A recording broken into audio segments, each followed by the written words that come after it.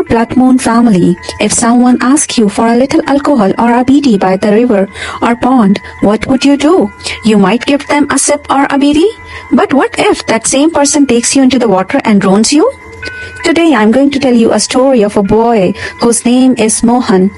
Mohan lived in a small village in the Gaya district of Bihar, and his birthday was the next day. He was about to turn 18 and did not have many friends, so he thought he would celebrate his birthday with his parents and then treat himself to a little party to feel special. But little did he know, this was about to be the craziest party of Mohan's life. He wasn't that old yet, but some of his younger friends had already started smoking bidi and drinking alcohol. Mohan began to think that maybe growing up meant smoking bidi or drinking. He decided that this year for his birthday he would do something grown up. Mohan planned to come home from school, have dinner with his parents, and after everyone went to the bed, sneak into his dad's wardrobe to grab some bidi or pour a little whiskey into the plastic bottle to celebrate his birthday. After thinking hard, Mohan got the idea to throw his birthday party somewhere nobody could see him, and there could be a better spot than the pond near the village. Nobody went there at night, but the villagers said that 10 years ago a boy died in that pond at the hands of a creature called Pandu Ubba. Mohan had heard a lot about Pandu Ubba. Some said it was a monster that lived in the pond, while others claimed that if anyone went near the pond, something animal-like would drag them underwater. But Mohan didn't believe any of that. He thought it was just stories made up to scare kids.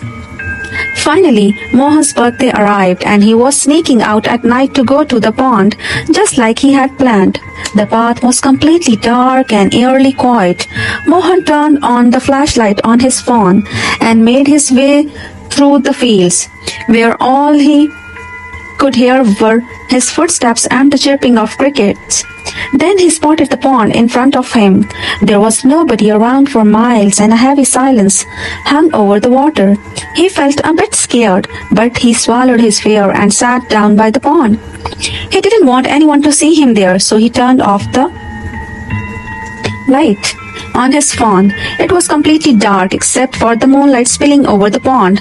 The water was calm and all he could hear were the distant sound of the crickets.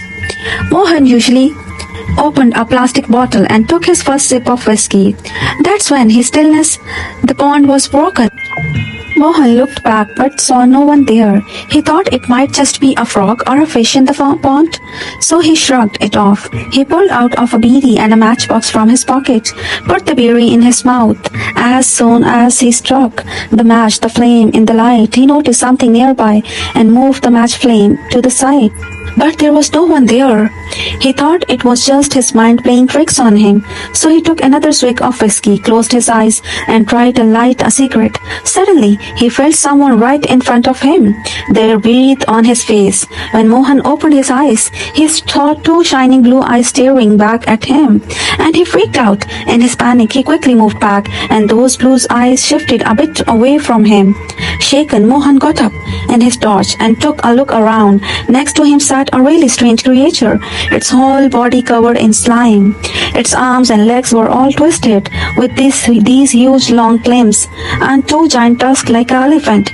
It was asking Mohan for a bidi and some booze in a slow but clear voice, staring at him with its big scary eyes, while reaching out with its super sharp claw-like fingers. As soon as Mohan saw it coming closer, his blood ran cold, because he realized it was the Pandu that everyone in the village talked about, the one they called Pandu Ubba. Before drowning, everyone asked him for tobacco or alcohol, and Mohan had both. Pandu spoke again in his slow voice, asking Mohan